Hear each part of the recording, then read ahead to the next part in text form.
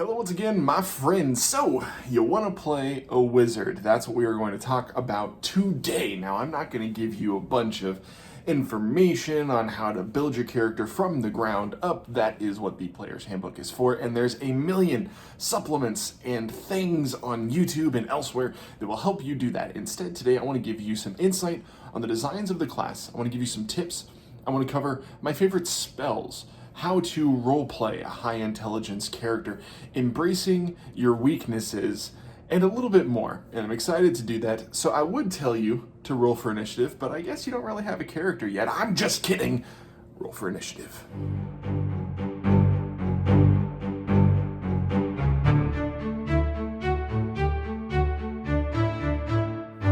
In Dungeons & Dragons, you have a lot of classes that can cast spells. As a matter of fact, most classes can cast spells, and with a generous application of feats, pretty much every class can cast some spells. But I want to take a quick 30,000 foot view of those classes for whom spellcasting is their main focus. That means we're talking about bards, clerics, druids, sorcerers, warlocks, and wizards. I'm not going to count paladins because we all know that they use their spell slots for smite and absolutely nothing else. If you've ever played or encountered a paladin who used their spell slots for anything other than smite, please leave a comment down below and tell me. Let's start by briefly summarizing the 6 main attributes in Dungeons & Dragons. You have 3 physical and 3 mental. Your physical ones are strength, dexterity, and constitution.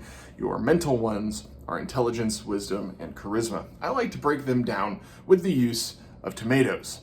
Strength is how well you can crush a tomato. Dexterity is how far and accurately you can throw a tomato. Constitution is your ability to eat a bunch of bad tomatoes without getting sick.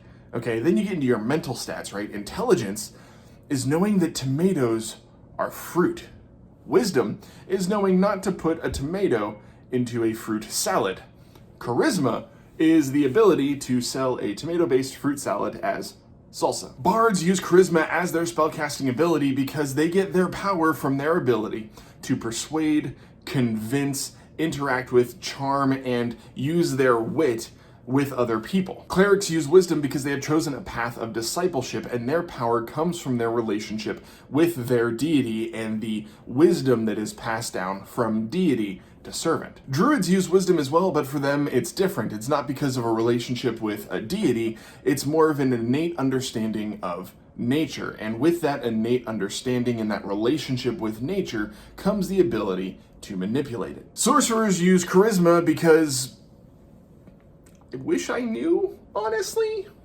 I don't. Maybe it's because they're so freaking insane, whether it's their dragon blood lineage or wild magic, that they have to be charismatic to not get killed as a child. I have no idea. If you have a good explanation for why sorcerers use charisma, please lay it on me. I haven't looked it up to see what other people think, and I'm sure there's plenty of wonderful explanations and deep dives on that subject, but I've just never really bothered. Warlocks, on the other hand, use charisma, and it makes perfect sense. Imagine the audacity of a commoner to contact Cthulhu and say, hey, I'm gonna help you, give me your eldritch powers. And then Cthulhu says, yeah, sounds good. You gotta be charismatic to pull something like that off. And lastly, you have wizards. Wizards are the only dedicated spellcaster that use intelligence as their spellcasting ability. And why is that? Because they are the learned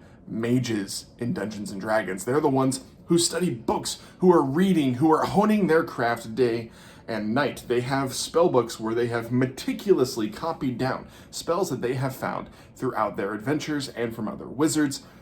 Wizards alone base all of their ability on their intellect, which can make it difficult to roleplay. If you want to differentiate the 2 main spellcasters in Dungeons & Dragons, wizards and sorcerers, well, a sorcerer is Scarlet Witch. A wizard is Doctor Strange. Being a wizard, you want intelligence to be your highest stat. The reason being that intelligence is going to affect your ability to land shots on the target and also make it harder for your target to resist any detrimental effects that you're trying to instill upon it. Second highest stat, if we're being honest, should be either Constitution or Dexterity, mainly for survivability. Wizards are glass cannons. Dexterity is going to increase your AC and also help you in avoiding area of effect attacks, like a fellow spellcaster enemy casting Fireball at you. Constitution, on the other hand, will give you a straight bonus to your hit points. Make no mistake though, the odds are stacked against you, and we'll cover that a little bit when we talk about my favorite first level spell. Personally, I like to go with the human variant route, and at level 1 pick up the tough feat so that I have just a bit of a healthier wizard in general. And then at level 4, I'm gonna pick up Lucky. These are not min-maxy decisions by any means, but I like to make risky decisions when I'm playing Dungeons and Dragons. That means that I'm going to be doing things that maybe aren't the wisest, and so I need to make sure that I'm tough enough to survive whatever outcome might happen. The added health and the ability to re-roll when things don't go my way, very much needed for someone like me. Let's take a brief moment and drift away from the mechanics and talk about role-playing a wizard, a high intelligence character, and let's talk about why that can be difficult. You see, commoners are people who have 10 or an 11 in stats, or a 9 or an 8 in stats. As humans, we are like the 9, 10, 11 range. Your best Olympians might have a 12 in strength or dexterity. Free divers who spend several minutes underwater might have a 13 or a 14 in constitution, and that's pushing it. That's being generous with real life human beings. Your characters, on the other hand, are like superheroes even at level 1. So how, as a person with an intelligence of 10, do I roleplay a wizard with an intelligence of 20? A wizard that their intelligence of 20 means that they're smarter than anyone who has ever lived on Earth. They are brighter than Einstein, Stephen Hawking, and Oppenheimer, all together in one mind. So how do we pretend, act, and speak outwardly as if we are ourselves brilliant beyond measure? Here's some advice in no particular order. You don't have to be Sherlock. Now, you can be Sherlock if you want, but Sherlock belittles everyone else around him at every turn, and intelligence does not necessitate arrogance. You can play a high intelligence character without being a highly functioning sociopath. Although I admit there is a striking correlation between high intelligence and sociopathic behavior. Think about some of the people that you have learned from in the past, the people who make learning the most enjoyable. These are the people that you can think about emulating. Why did they make learning enjoyable? It wasn't just that they knew so much more than you, it's that they were able to communicate what they knew to you in a way that mattered and in a way that resonated with you. Book smart people understand concepts and information. People, smart people, know how to communicate that information in a way that the listener can understand. Another way of saying that is that truly intelligent people make everyone else in the room feel smarter too, not dumber. Think of how Tony Stark always explains things. It's from a place of, I'm better than you, I'm smarter than you wouldn't understand this, and I don't know how to communicate this to you. But then think about how Dr. Bruce Banner explains something. Explains it from a place of excitement, a place of enthusiasm. Shuri is the same way. These characters explain things because they love them, they're passionate about it, they're brilliant. Shuri, arguably, is smarter than either of those other two people, either Stark or Banner, and yet she is not someone who is belittling people all the time. You don't have to be Rain Man with equations flying past your head at every encounter. Now, if you want to play that kind of character, and you can do so with the amount of respect it requires and without offending people around your table, then go for it. There's no wrong way to roleplay your character as long as you and everyone else is having fun. You don't have to be the know-it-all Tony Stark, but if you think you can pull it off, go for it. This makes things especially easy for me because I like to kind of live vicariously through my players. If they're having a good time, I'm having a good time. Although I do relish and enjoy the occasional opportunity in which I manage to critically hit a wizard and drop them immediately to 0 hit points. Now, for that reason, I never recommend, not just for wizards, but anyone, that Constitution be your dump stat. meaning less than 10. It should never be a dump stat, because you don't want to be a level 5 wizard with 20 hit points, trust me. Now let us shift again and talk about our spell list. At level 1, you immediately have access to 3 cantrips and 6 first level spells. These are the spells that you know, but each day you have to decide which spells you are going to prepare. Knowing a spell means that it is in your spell book. Preparing a spell means that you have committed that specific spell to memory on a given day and can cast it that day. You do not have the ability to cast everything in your spellbook. Today, I can only cast the spells that I chose to prepare today. Think of it like this: a comedian who's preparing for a show tonight. They're in a different city than they've ever been in before, and they want to make sure that the jokes that they tell resonate with that particular audience. They have a whole book, a notebook of jokes and things that they've written and come up with that they think are funny. But they start just parsing through that and removing things that this particular audience won't enjoy. They might have an entire book of jokes, but they are only going to prepare a certain number and certain style of those jokes for tonight's show. Every day, a wizard has to decide which of the spells in their book they are going to prepare and use that day. As a wizard, you can prepare a number of spells equal to your wizard level plus your intelligence modifier. So if you're first level and your intelligence is 16, you have a +3 intelligence and you're level 1, which means you can prepare 4 spells in a single day. That means that if you have 6 first level spells at level 1, you can only prepare 4 of those. The 2 spells that you do not prepare, you cannot cast that day. Ritual casting is also a thing and a way to kind of get around this limitation, and also the way that wizards acquire spells is unique and interesting. I highly recommend you pick up the player's handbook if you don't have it, and you read through how to build a wizard character and get those details. Lastly, cantrips are not spells. They're cantrips. You always have all of your cantrips prepared. You can cast them, all of them, anytime, at anyone, as many times as you want. There's no limitation on them like there are spells with spell slots. Full stop. Let's talk about my favorite wizard spells at each level. Level 1's hard, man, like really, really hard. Now, to be fair, everything before like level 7 is pretty hard because there's so many spells. Wizards have the largest spell list of any class. So I'm not gonna bother saying that for every single level. I just want you to know this is not easy, and I'm picking one spell at every single level. You know, so at level 1, I mean, I'm thinking about things like Charm Person, Detect Magic, Disguise Self, Identify, Magic Missile, Thunderwave. Amazing, amazing options. Thankfully, at level 1, you get to pick 6 of them, but I'm going to tell you my personal favorite. At level 1, I believe survivability is key.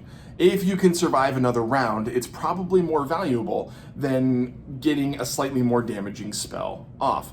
So for example, you know, you might take a spell that does 3d8 damage instead of a spell that does 3d6 damage. Now that makes a lot of sense, but if you die before you can cast either of those spells, then it's kind of a moot point. So you need to make sure you have the survivability required to last long enough in combat. And to that end, my favorite, most important, I will always pick this as a wizard first level spell, is Shield. As a reaction, you can cast it, immediately increase your armor class by 5 for an entire round, not just the single attack you're trying to block. And on top of that, if you are using that as a reaction, when someone casts Magic Missile against you, their magic missiles have no effect. That's an often overlooked part of that spell. But Shield completely negates Magic Missile. It's one of the very few abilities in the game that can negate Magic Missile. Magic Missile always hits, it always does damage, that's why Magic Missile is amazing.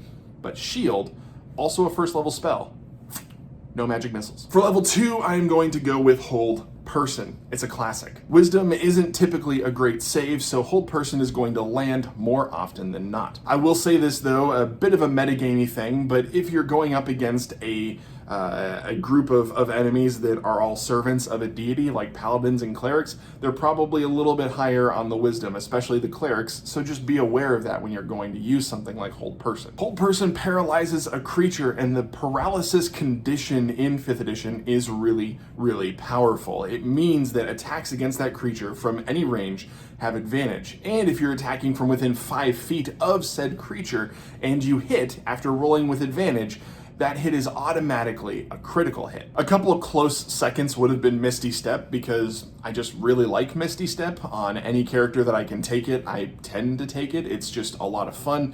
And also Suggestion, because even though you can't suggest someone to hurt themselves, you could suggest to a bad guy, hey, why don't you run away?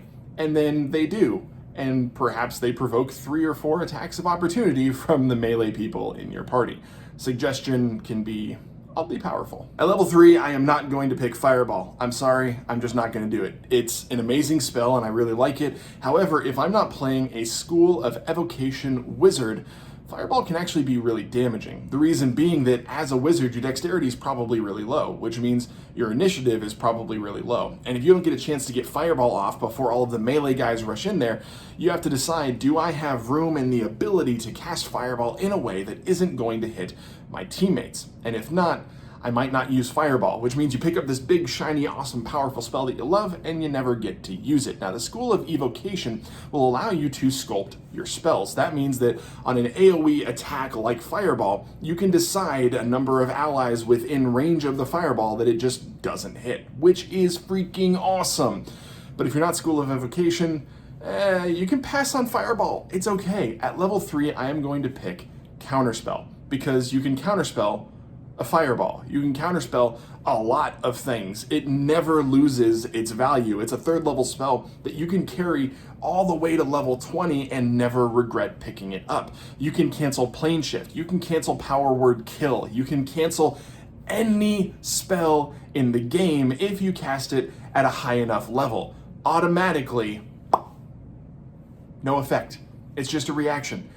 It's amazing. Okay, and the crazy thing is, because a reaction interrupts the active character's turn as just the mechanics of how reactions happen, if you're casting a spell and someone counterspells you, you can counterspell them even though you're in the middle of casting another spell, because reactions interrupt turns. So if you're in the middle of casting Fireball and the enemy wizard counterspells you, you can use your reaction, if you have a reaction that you haven't used yet, to counterspell their counterspell, even though you're casting Fireball, because reactions interrupt turns. Rules as written, you can interrupt your own Fireball cast to counterspell a counterspell and then continue the Fireball. You can do this. Now, you only get 1 reaction around.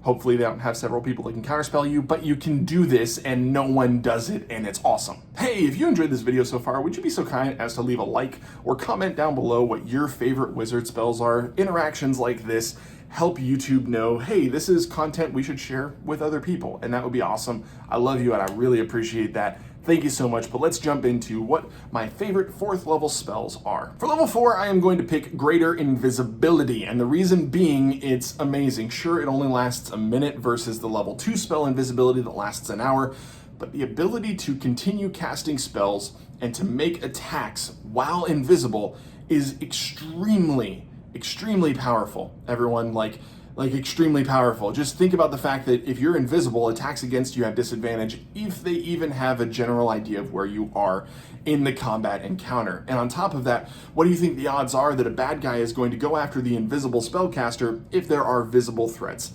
nearby? Greater Invisibility is extremely powerful, but because it's limited to only 1 minute, it's kind of mostly a situational combat tactical use only.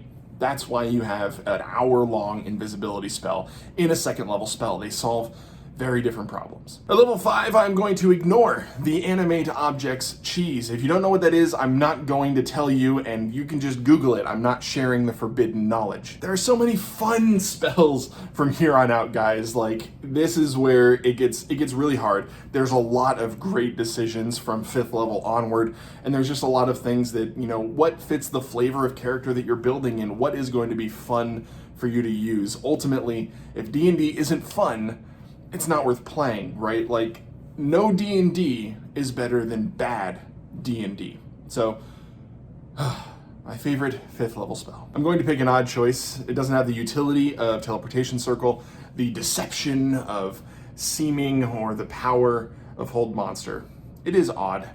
Modify Memory. There's 101 uses to that spell. Did you just meet a kid who's been traumatized by something that just happened? Do you need to fix a bit of amnesia in one of your party members? Are you wanting to kind of adjust a deal that you just made with a less than savory person? All of this can be accomplished and more with Modify Memory. This isn't just the neuralizer from Men in Black. It's not just about being an amnesia device that just erases things. It changes them. Their perception of reality will be broken and reforged into whatever you want it to be. In the right character's hands and the right player who's going to be creative, yes, it is very situational, but when you have it, you'll be so glad that you do. For level 6, keeping it short and sweet, Chain Lightning. I'm just picking Chain Lightning. Like, yes, Sunbeam, Disintegrate, Mass Suggestion, they're all good. But unlimited power, awesome lightning bolting from my hands. Don't take from me the ability to hit several people with bolts of lightning at the exact same time. Chain Lightning is cool. I don't feel bad about it. Chain Lightning is my level 6 pick. At level 7, I'm going to go with Plane Shift. There's a lot of utility in level 7 spells. I highly recommend you read through each of them and make careful choices. Now, thankfully, every time you level up, you get to pick 2 spells, not 1. I'm going to limit this to 1 and just say Plane Shift is my pick at level 7. You and 8 willing creatures, you can hop between planes of existence.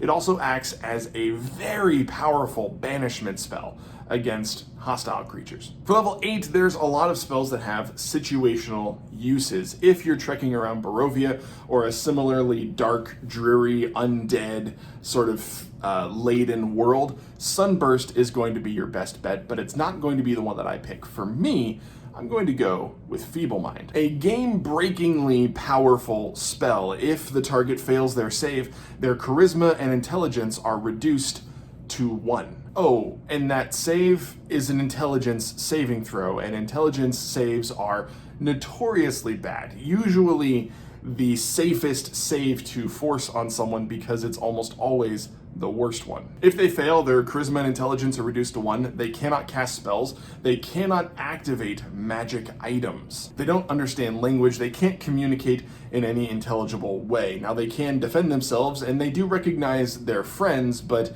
these are crippling problems. Now, I will say that it does say they cannot activate magic items. It doesn't say that they cannot use magic items. So if they're wearing a magic item that has a passive effect, like a headband of intellect, that will continue to happen. Although that's a really bad example, because regardless of the headband of intellect, their intellect will be 1. Oh, and the best part, or I guess the worst part if it's happening to a player, the duration is 30 freaking days, guys. And at the end of the 30 days, it doesn't end. At the end of the 30 days, they get to repeat their saving throw.